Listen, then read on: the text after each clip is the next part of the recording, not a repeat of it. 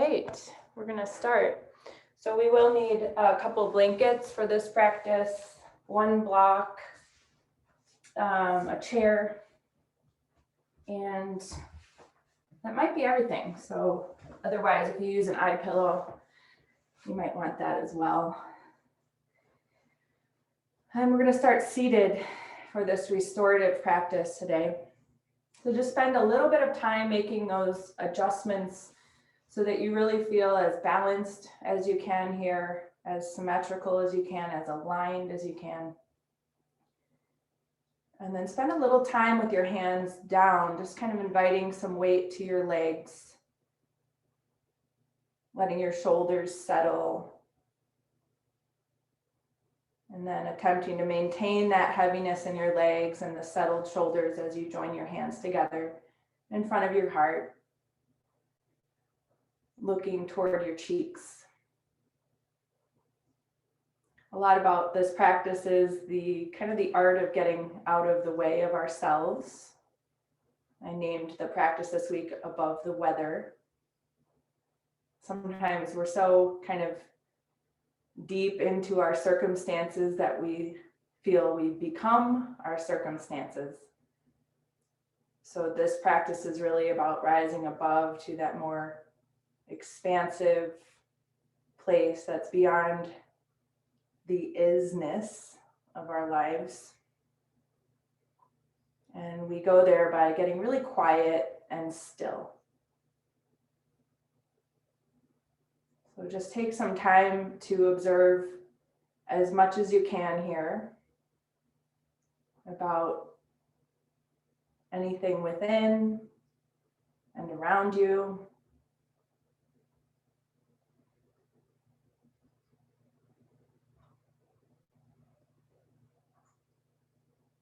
Maybe allowing some sort of word or phrase to come into your heart for this practice.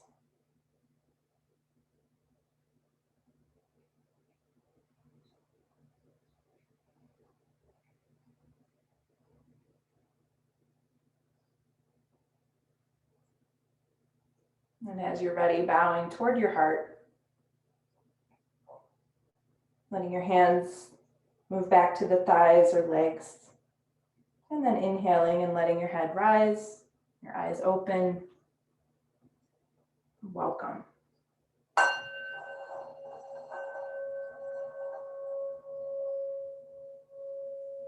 So the restorative practice is more about opening and less about stretching, and maybe the difference isn't very apparent to you. I feel like the difference really is more in a passivity. But we are going to do a few warm-ups just to get the body a little more loose. So we're going to begin with a Kriya, which is just kind of a cleansing technique. And it's a circular pattern. You can change the crossing of your legs. If you're on a lot of height, you might want to come down to less height. And you'll just kind of hold your knees or your thighs and really bring attention to your sitting bones. And you're just going to start to circle your torso, but kind of keeping your attention on the sitting bones. And there is a little bit of flexion and extension happening here with the spine. So as you move, you might sense that when you pull forward, you're inhaling. As you kind of come back, you're exhaling. And of course, we're moving in one direction right now, so we will change in a little bit. But go slow enough that you can kind of sense how your body is responding. You can sense where there's points in the body that might feel stiff today or might be talking to you a little bit.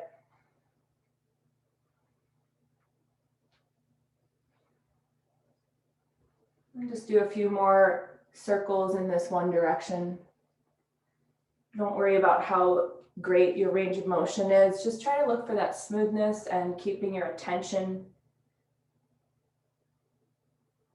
And then you're going to find a place to just land and switch direction.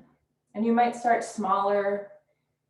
You might start with the bigger circles. So just really let this be more intuitive. Let your body talk to you. We're always making inquiry in this practice. We're not telling the body what to do. We're kind of listening more than telling. Just a few more rotations here.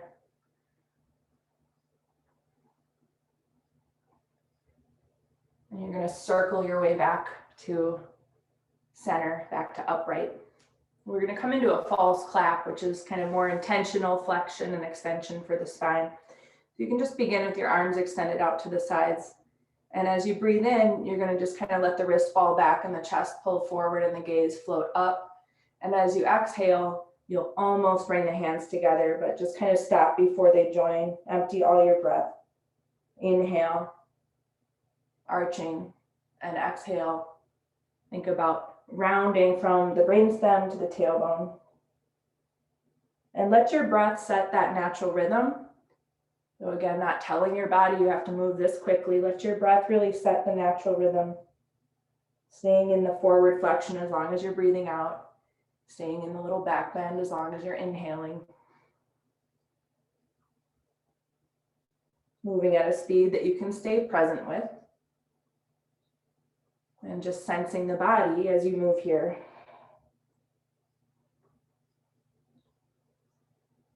And if your shoulders kind of bother you here, just lower the wrists a little bit so your wrists aren't as high as your shoulders. And we'll do one more.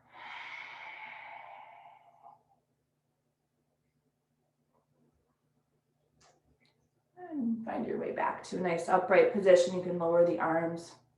We're going to twist with each breath. So just a soft, gentle twist on the exhalations. The inhales will raise the arms up.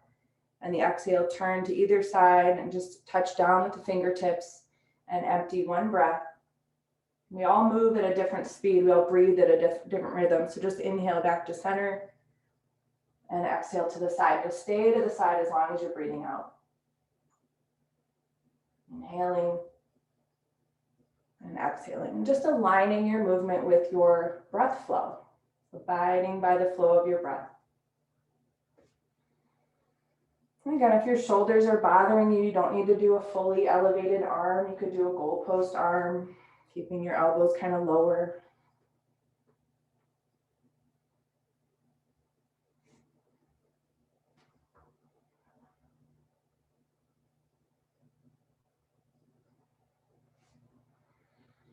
Just a few more.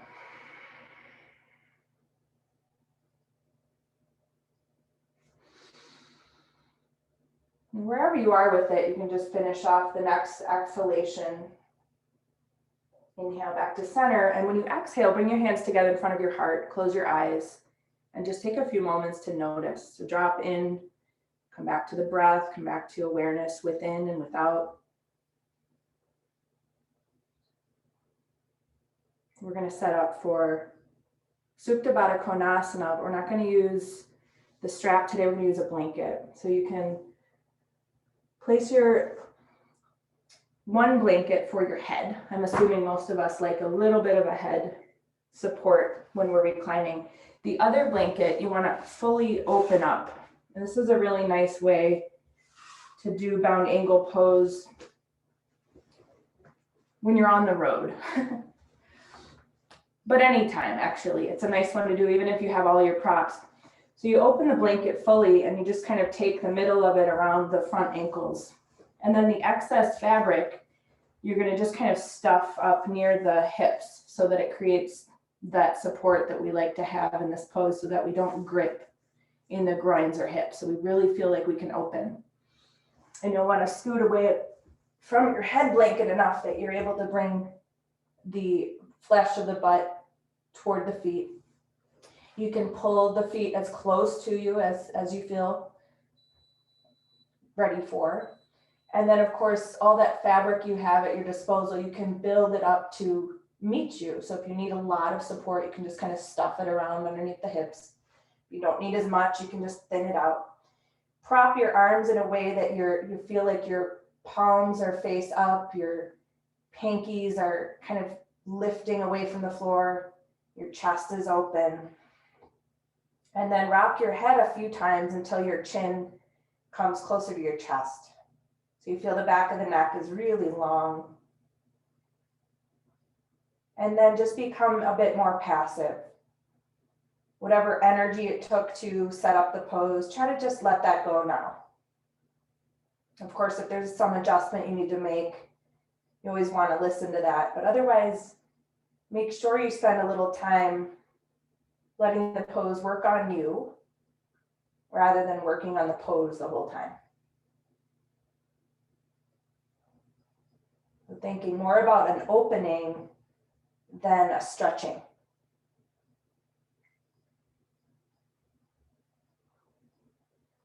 And keep your gaze gently pointed toward your cheeks. Become attentive to the whole experience here, the physical experience, the sensate experience, the experience of breath, how the mind responds.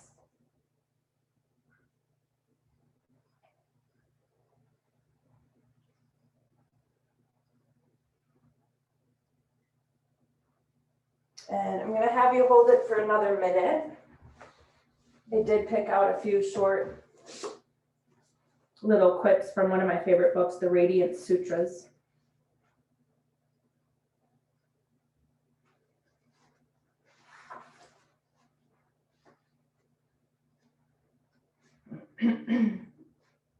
Gaze out at space, aware of multicolored luminosity permeating everywhere.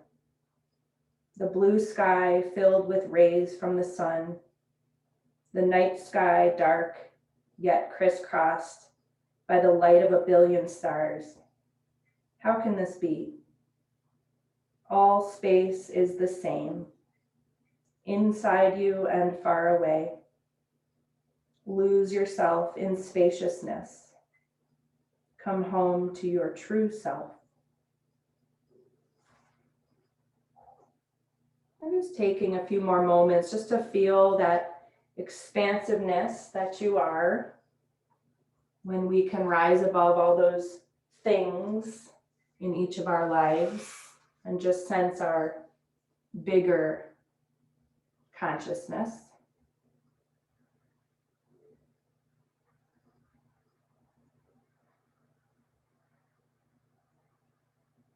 We are going to be quietly transitioning to child's pose. So join your knees. You can move your wrapped blanket out of your way. And then roll to your side.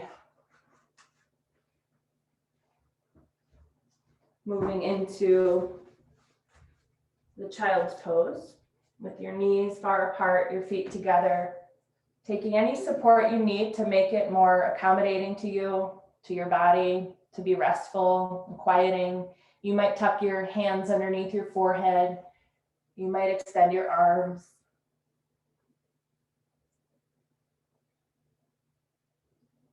The natural openness of this pose, the spine naturally elongates. The sacrum moves away from the skull. We find extension along the spine and expansion along the back body.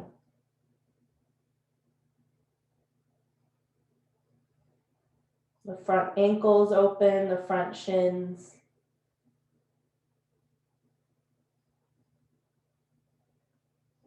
And the nervous system is soothed with the head down.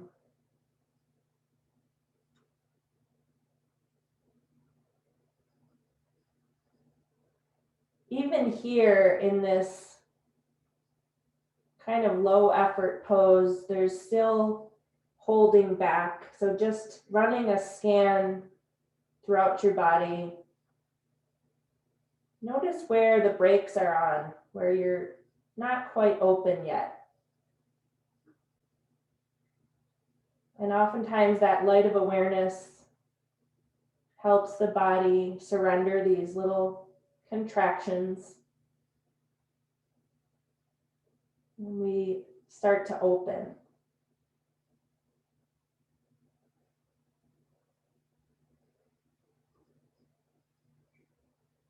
When we carry tension in our body, we start to become our tension. So this practice is about offloading that baggage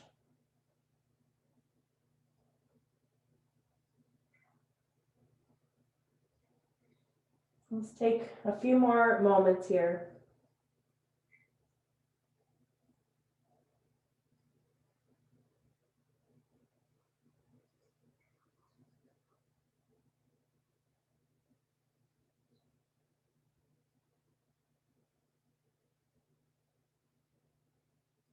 We're going to be gently moving into a hands and knees position to set up for head supported downward dog. Using a block, you may, depending on your preferences, want something over the block like a blanket. Your head is going to be on the block. You can start kind of with the block in line with your nose, underneath your nose. You might make your dog a little bit longer so that you can meet the block without having to bend your knees or shift the hips forward. So you might step your hands a little bit out beyond the shoulder line. You might also turn your fingers out if that gives you some support in this pose. You might also have a little bit of a wider knee today. And then finding your way into the pose. We want to be kind of close to the hairline with the block supporting the head. And you want to feel like you have 5 points of contact. So make sure you're using the block for the head to help kind of support what the legs and feet are doing, the arms and legs are doing.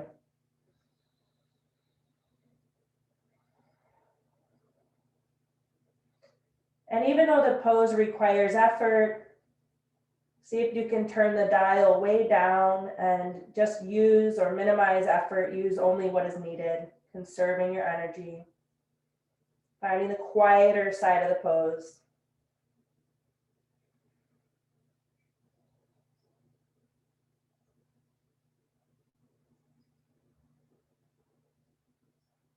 Keeping the heels lifted, your legs fully extended.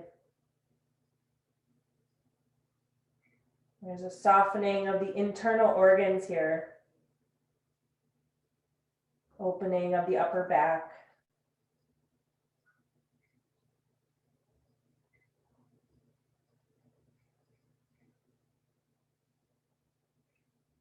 We're going to keep holding, but if you need to come down, by all means, come back to child's pose.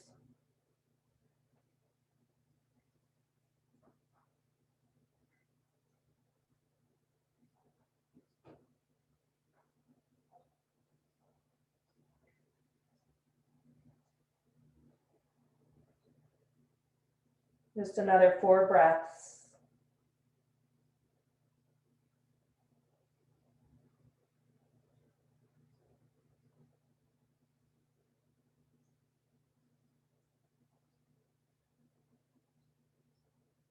If you're still with me in the dog pose, come back to child's pose. Just spending a few moments there to release the holding of downward dog, to let that go, to notice any after effects.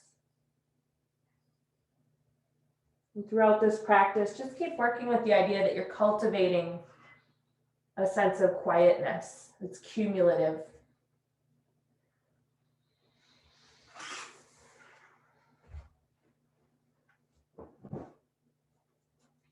And as you feel ready, you're going to slide onto your front side.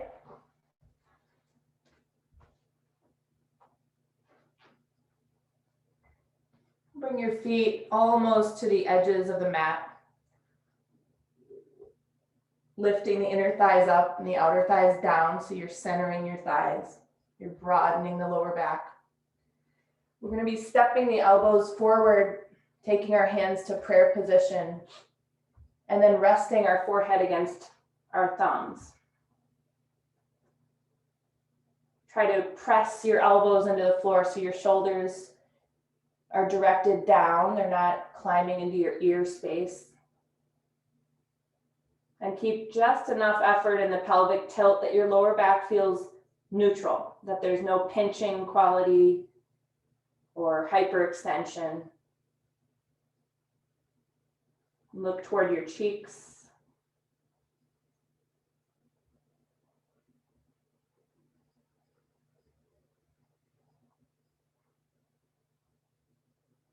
Feel how the pressure of the in-breath, of the belly pushing against the floor, the breath has nowhere to go but to the back body. So notice how this is an opportunity to open the back body. So rather than minimizing that inhale, maybe exaggerate it.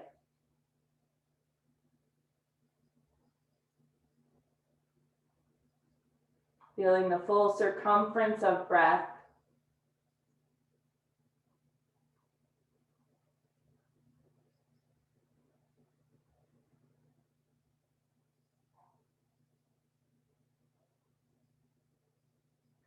Scanning for those body parts that aren't quite on board. Still contracted, still closed off. And just keep breathing yourself open.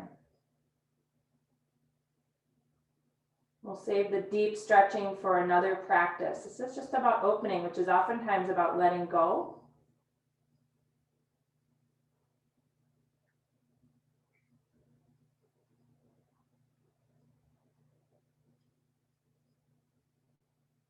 So we'll come back to this pose. We're going to transition into a half frog pose. You can cross your left forearm kind of in front of you so that your head will be able to rest there. And then bring your right leg out to the side, knee is bent. And you're going to rest your forehead on that left forearm. You could use your right forearm as well if you want a little more height. The right knee is pulled up as close to your shoulder line as it's willing to be. And then there's a feeling that we kind of shift our weight to the left side. So you're just going to gently bring a little weight back to your right side as if you're trying to bring your right hip back to the floor, but it's very subtle. You're not striving a whole lot here. And we're just basically giving our hip and groin an opportunity to open. Sometimes when we're in a deeper version of a stretch, we're less productive because that striving actually turns out to be contraction. So you have to really adjust that dial to the right setting so that you feel this opening in the groin, the hip, the lowest diaphragm point in the pelvic floor. And still with that pressure of the abdomen into the floor to keep breath moving into the back body.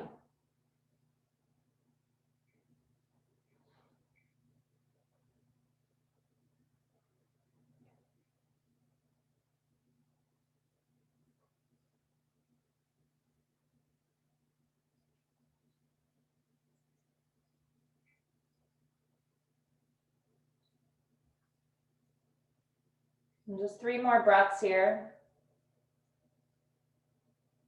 Nowhere to be, no agenda, no rush. Whatever's coming next in your day, just hang it up, put it aside until 9 o'clock.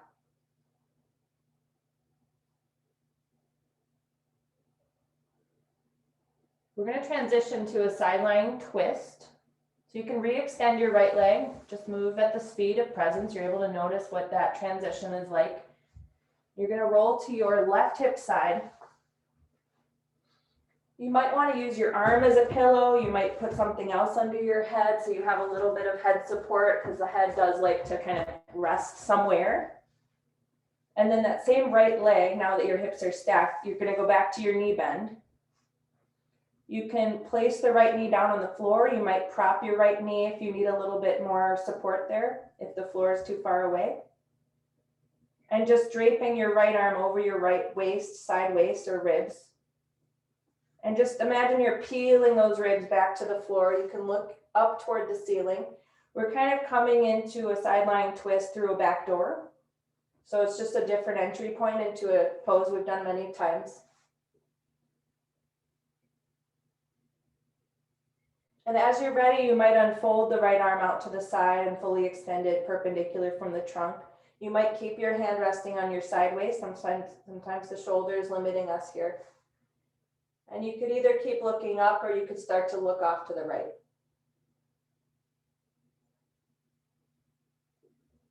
But try to keep that right knee pulling up toward the shoulder line, even though it likes to creep down. But again, build the pose and then leave it alone. Let it work on you. Don't keep making unnecessary adjustments. Just see what it's like to be in the pose. Making adjustments only when they really feel necessary.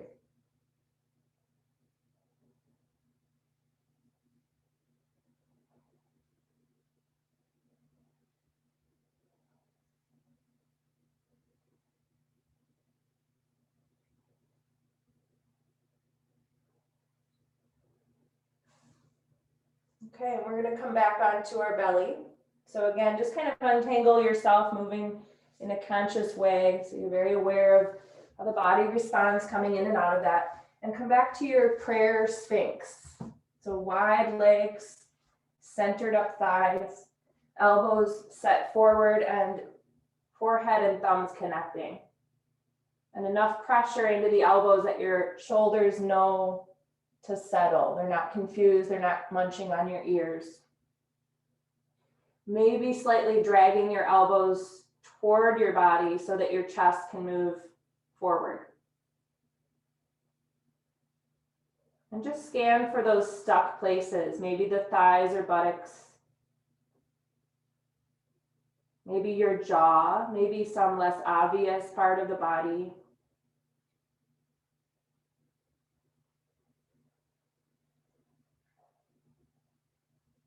Maybe you're limiting your inhale when you don't need to be.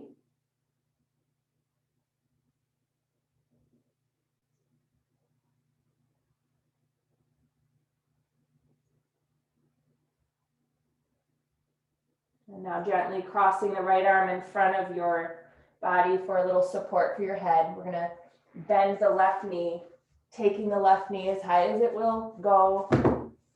Your leg is kind of in a 90-degree angle, bent at the knee. And even though your weight wants to kind of spill to the right, just bring a little weight back to the left so you're inviting that opening to your left groin and hip. Prop your forehead so that the neck is neutral, the brain is passive. It gets that signal with the support. And every breath you take, just imagine it swirling around this tiny little crack you're opening in the body, the hip, the groin, the lowest diaphragm point.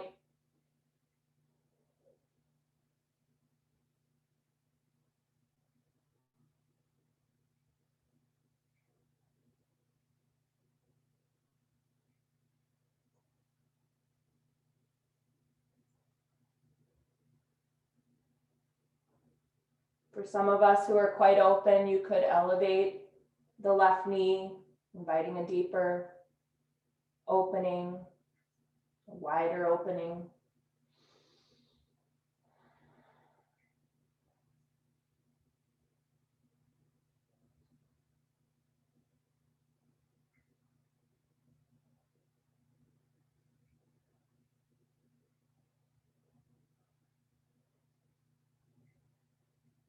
And after this in breath, you can lift your forehead. We're going to be moving on to our right hip side. You can prop your head with a block or another prop so that your head has some support. It's not dunking to the floor and misaligning your neck. And you're going to step that left knee toward the shoulder line, just as you did on the other side. Try to straighten the bottom leg out, draping the left hand over the side waist initially, peeling those ribs toward the floor gently, just inviting them to flow in that direction. Either looking up or off to the left. Maybe at some point unfurling that left arm, letting it open off to the side, continuing the momentum of the side ribs, flowing down.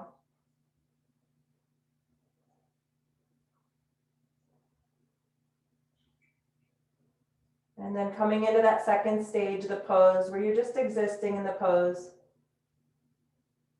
You're trying to open yourself to the pose.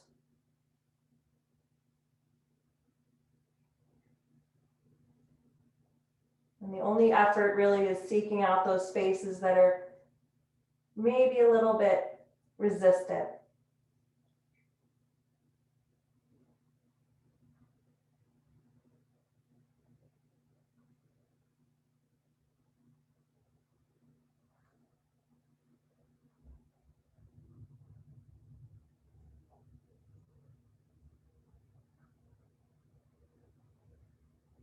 Our connective tissue, that kind of top layer of tissue in the body, is very tense for most of us. So a lot of our restorative work addresses the fascia, the connective tissue. Tension patterns we hold, that when we have tension in one area of the body, the fascia spreads that tension out throughout the entire body.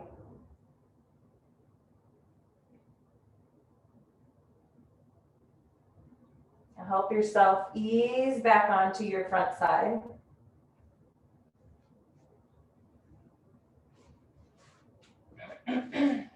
You're going to be coming onto your left hip side. We'll come into a different sequence here of 3 poses. So we're going to come into lounge lizard first, which will help us. Yeah, you're on your left hip side, and I usually teach opposite, but right now I'm not. So I'm also on my left hip side. But this pose is a passive way to get lateral extension in your spine and to really open the intercostals. We're going to basically just kind of hammock the side body toward the floor. So step your left hand out as far away from your shoulder line as you need to create enough sensation to the left side body. The left hip that's against the floor, there's an initial resistance to that contact. See if you can kind of embrace that pressure to the tissue there. Rest your head against your shoulder. The other hand can just prop in front of you. You might close your eyes. Let's take 5 breaths, just kind of bringing attention to the opening, the opportunity here, the left side body, the in-breaths, really elongating the intercostals, making those muscles more elastic. Notice where you're resistant. See if you can let go. Oftentimes those little resistances are not necessary. As soon as you release them, you realize that you didn't fall off the mountain. You're still here.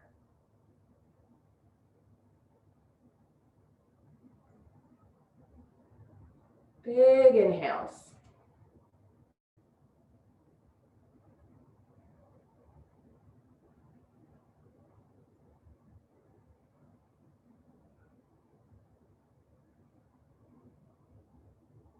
And now we're going to help our heads lift off our shoulders. We're going to help ourselves sit upright. Keep your legs kind of folded off to the right side. We'll come into a Yin Twist next. So we're going to bring both hands kind of in front of that left knee and then walk them forward so that your torso is kind of angled out over the floor. And then you're going to begin to move counterclockwise with your hands. You're going to walk until your body says that's enough, and then you're going to hold where you are and really pressurize your hands. So you're corkscrewing the spine. You're keeping 1/3 of your own body weight in your hands. You're going to let the head just passively fall toward the floor. And as the body is ready for more, just keep moving the hands counterclockwise, always trying to keep the wrists shoulder distance apart wherever you land.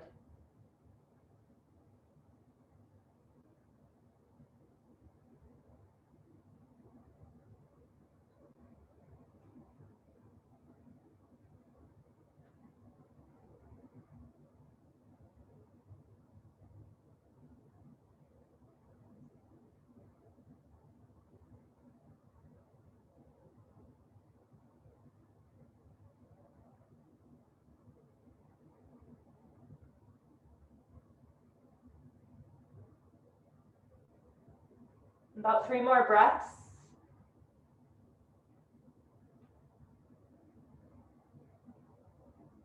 Try to do away with any striving. Keep this practice about opening and surrender, letting go of default tensions that keep us feeling small, contracted, limited.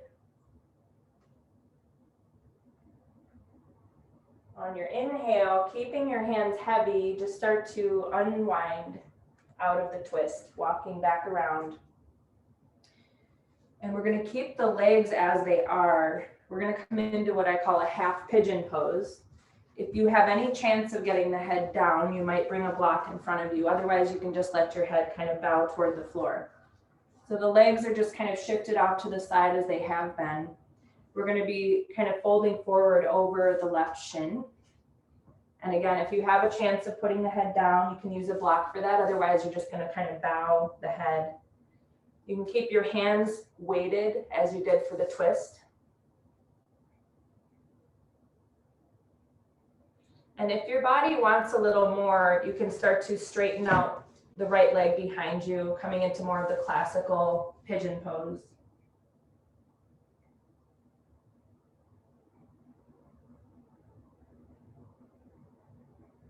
The hips are one of the areas of the body that physically limit our sense of freedom in this world. So if we address hip tension, we can kind of access the feeling of possibility, of potential, freedom.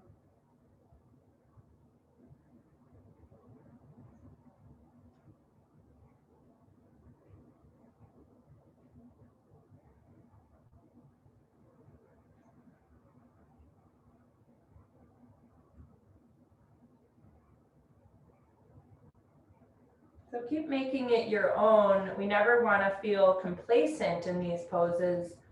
So those adjustments are necessary. If you're noticing the mind getting bored, make an adjustment to bring a little more sensation to your pose. Similarly, if you feel yourself overwhelmed, make an adjustment. The brain tells you a lot about if you're in the right pose for yourself.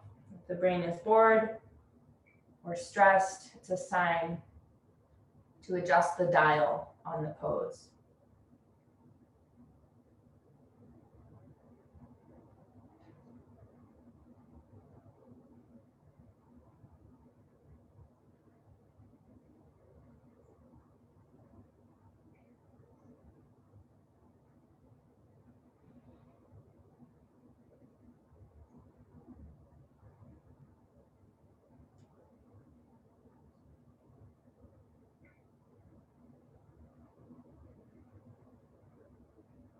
We're going to gently come out of the pose by lifting the head, using the hands to help bring your torso up, bringing your right leg around.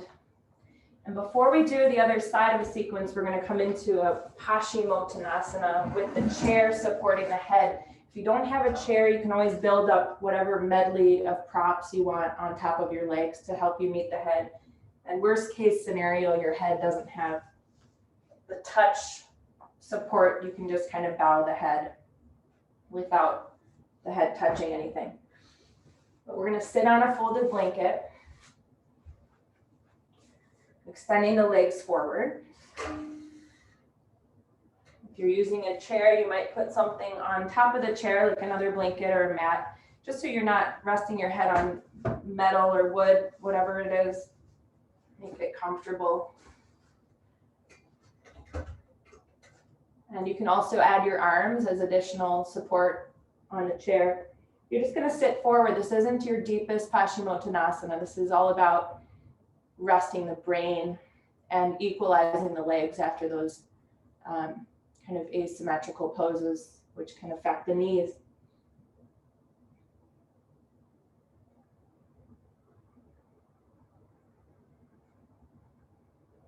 Give your legs just enough effort that you're keeping a sense of alertness in the body, that you're not feeling dull or sluggish or like a rag doll. You don't want to be completely limp. The torso should be limp, the head should be limp, but the legs should be alert.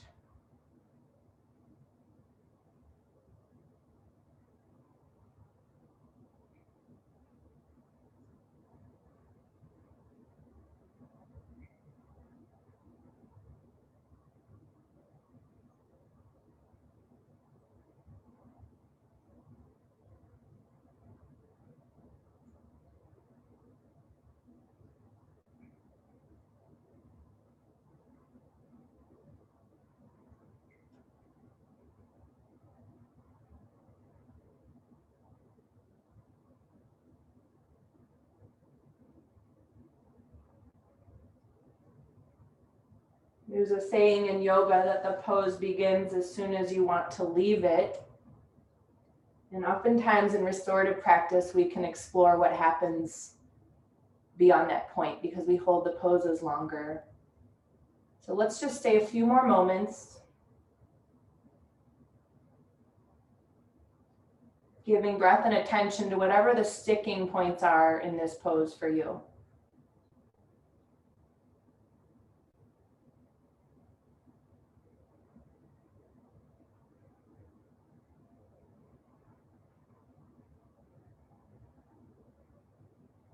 And then we'll gently leave the pose. We will come back momentarily after the other side of that hip opening sequence. You can just, if you're using a chair, just put it out of the way.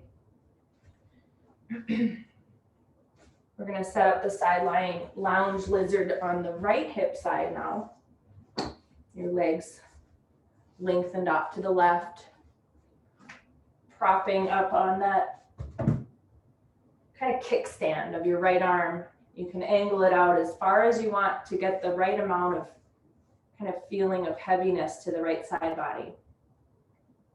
Again, there's a good amount of pressure to your right hip, so I welcome you to embrace that rather than resist it, giving your connective tissue a chance to get a little massage here. And every time you breathe in, there's a big invitation to elongate the right side body.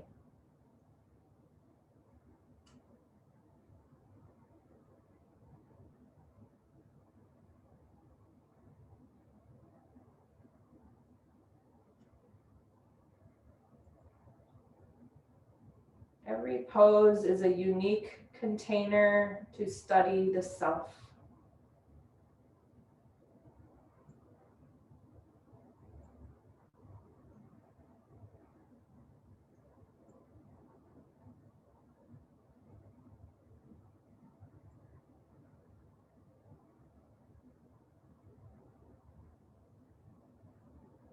We're going to transition to our Yin Style Twist. So you can lift your head from your shoulder, help your torso come up, bend your knees a little bit more. Just kind of plant your hands around either side of the right knee. And then walk the hands forward. So you're angling your torso over the floor. Pressurize your hands, and then keeping that weightedness, start to move the hands clockwise. And let your body tell you when you've reached a nice starting point. And then land and breathe, and don't move beyond that point until the body is ready.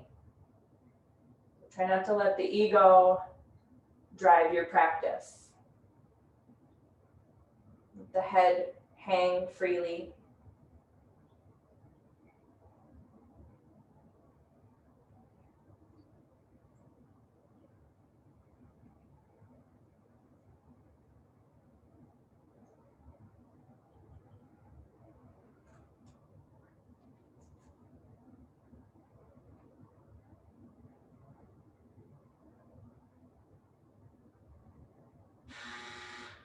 No agenda, no goals, no striving, just listening and responding.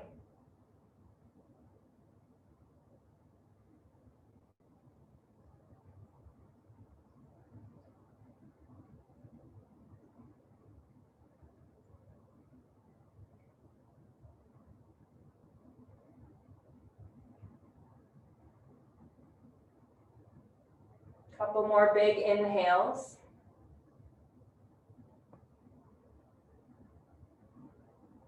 And then you're going to use an in-breath to help unwind yourself. Keep your hands heavy, lengthening on the in-breath through the top of the head to keep the spine long. Bringing yourself around and upright. And again, if you have a chance of head support in your half pigeon pose, you can put it in front of you. Otherwise, you're just going to be bowing your head. We're going to angle over that right shin. The hands walk forward. And if the head comes down, it does. If it stays suspended, make sure your neck is as passive as you can allow it to be. If you need a little bit more going on in your right hip, start to extend left leg behind you, coming into more of the classical pigeon shape.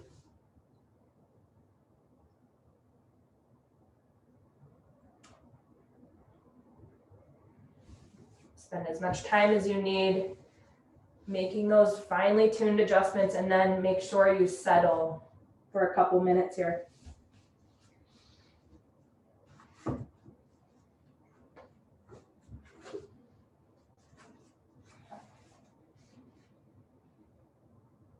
Position yourself safely at the edge of a cliff or gorge. Gaze into the abyss and see only depth. Immediately doubts dissolve, dilemmas disappear.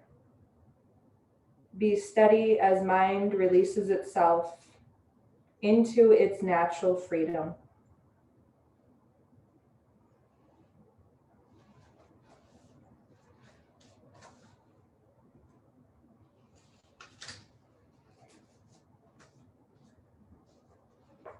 Just a couple more good breaths.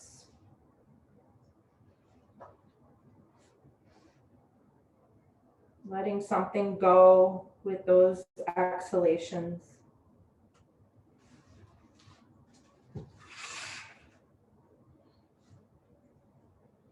And then using an in-breath, lifting your head, stacking your spine, coming up, setting up for Pashimotonasana again, just to come out of those hip openers, propping on folded blanket, finding your chair or head props close to you. And then sitting forward with head support if you can create it, otherwise keeping your neck passive, your head kind of bowing passively.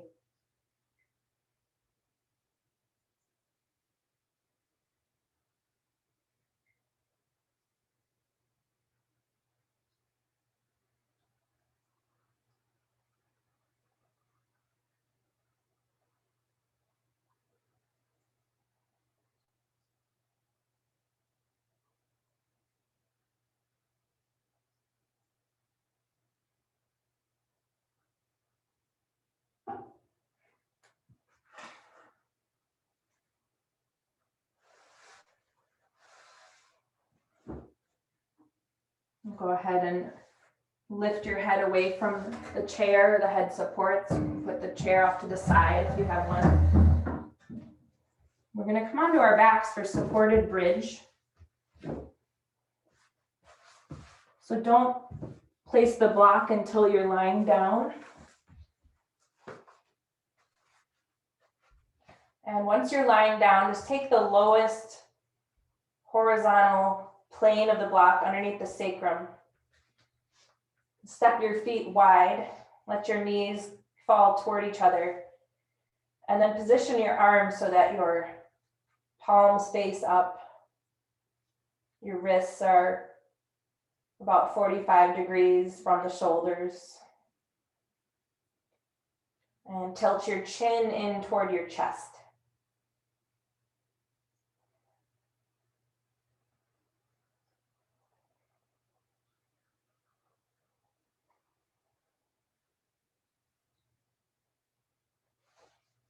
And then you might decide to go up just a little higher. If the body is asking for a little more, you might turn up to that medium plane of your block.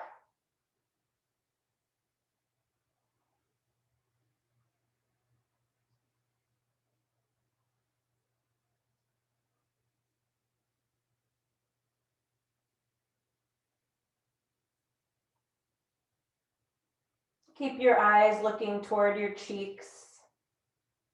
Try to keep a sense of spaciousness inside your mouth, softness in the jaws, ease on the skin of the face.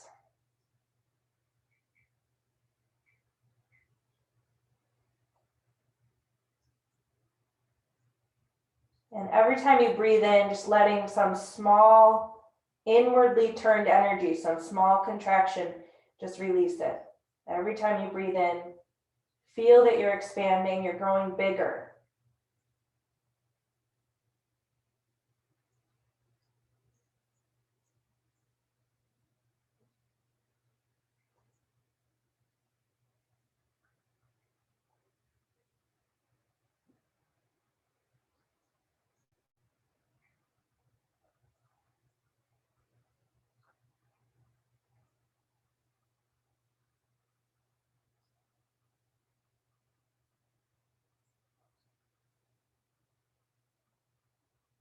You're going to step into your feet enough that you can help move the block out of your way, walk your spine down, and then hug your legs in, either from the shins or behind the thighs.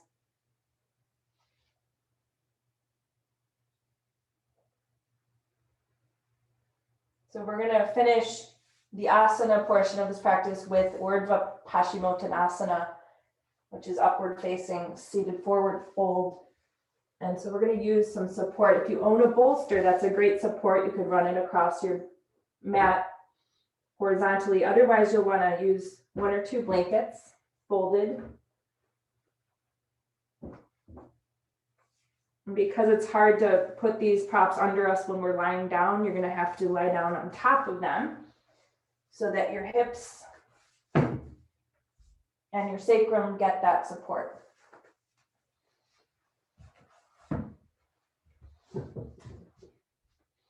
So once you've placed your body on the bolster or the blankets, lift your feet and extend your legs. And it's not necessary to have straight legs. If your legs aren't straightening today, just keep the knees somewhat bent. If they do straighten, straighten them. You can extend your arms overhead and just notice how that gives you a little bit of kind of some counter weight. Resting on the backs of your hands, extending out through the fingernails. Rocking your head until the chin snuggles in toward the chest.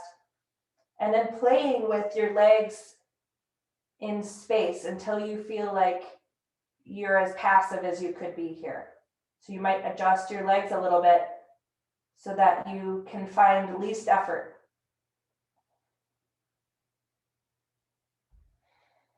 And if your legs want to fall toward your chest, don't prevent that. Let that happen.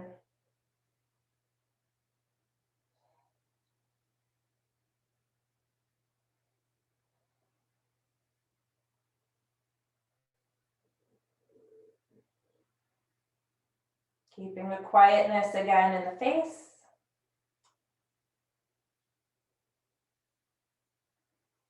And rather than any agenda or striving or stretching, we're really just looking for ways to bring more ease to this pose. Bring more freedom, chance to open, chance to let go.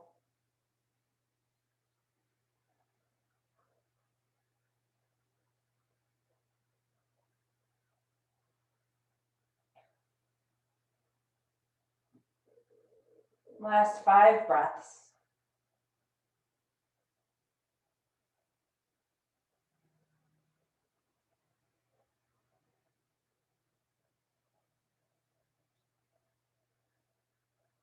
You'll come out of it by softening the knees, bringing the heels down, stepping the feet down one at a time.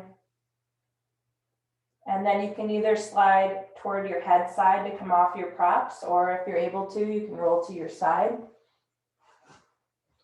We're not doing any particular pranayama today. We're going to do breath observation. So you can set up for Shavasana as you normally would. Make sure you're warm enough. And if your eyes want a little bit of support, you can cover your eyes. We don't want to be squeezing them shut or having the eyes kind of pulling us out of that deeper, quiet experience. And just make sure that all of those props aren't in your way, that you're not touching them with your fingers.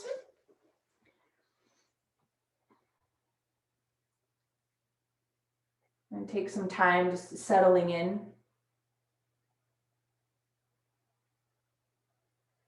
If you want some support behind your knees, make sure to take some, either a bolster or rolled blanket. So this cumulative process of cultivating a sense of quiet, we kind of arrive at the pinnacle moment here of Shavasana, where we kind of rest in a residue of awareness.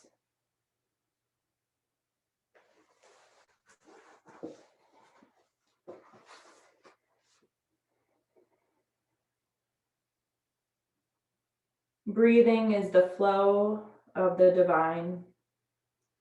where the rhythms of life turn into each other, the eternal exchange.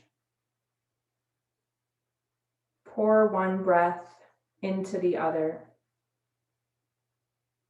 Out breath into the in breath, into the out breath.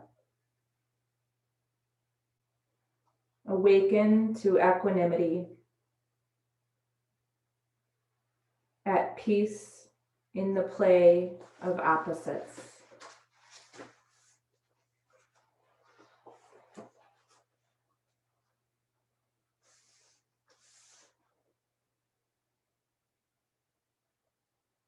The breath is wild and magical, like lightning.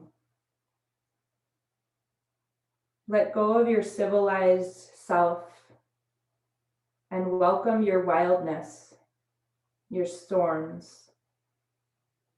You are part of nature, part of the earth, a dynamic and self-sustaining little system within the larger ecosphere. The electrifying, magnificent, heavenly breath keeps on quickening the life force, rolling on, rotating inwardly and outwardly. The practice here is to do nothing. Simply enjoy the show as this magic stuff flows inward, turns, and then flows outward and turns again. Welcome the flash of sensations, emotions, thoughts, and breath. Lightning is flashing in the body. Breath is moved by a spark of electricity. Thoughts are waves of subtle electricity flashing through your body and brain. Your heart beats every second or so, and each pulsing of the heart is incited by a little spark of electricity. Welcome it all. Revel in it as you would the rain if you were a farmer. Breathing is part of nature. Breath is exciting, and it propels itself. It's a charging, dynamic process of life roaring along. If you want to know peace, let breath excite you. As you explore the sensations that are flowing in your body, as you are breathing right now, you might consider one of these thoughts. I am awake to the electricity of life. The dynamic power of breath is renewing me moment by moment. Nature is wild and serene, and so am I. When you use a phrase such as one of these as a tool of thought in meditation, pulsate with it. Whisper or think the phrase very lightly. Then notice whatever feelings, sensations, or images the phrase evokes. Enjoy the sensations of breathing for a few moments. Then gently think the phrase again.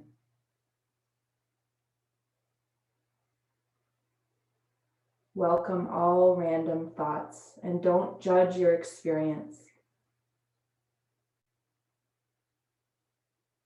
Anything you are tempted to try to block out is actually some part of your own life electricity and wildness that needs your attention.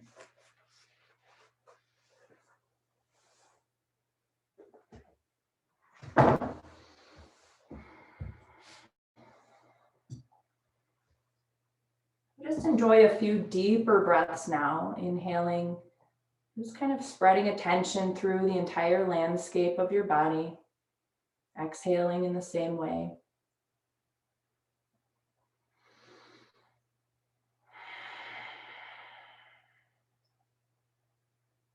Coming back to the automatic version of your breath, the breath that is breathing you, whether or not you're aware of it. Start to restore simple movement. Fingers and toes, wrists and ankles, head and neck, knees and elbows. Eventually letting this movement carry you to one side.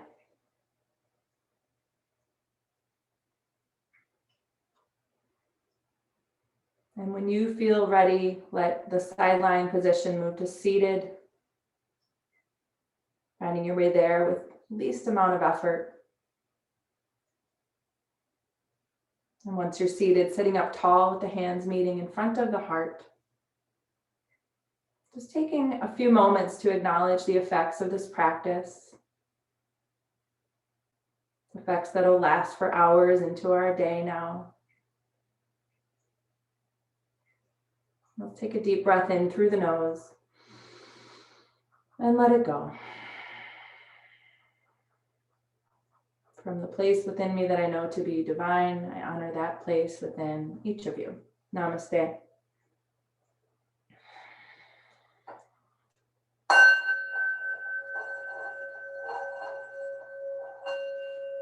All right, great to see everyone this morning.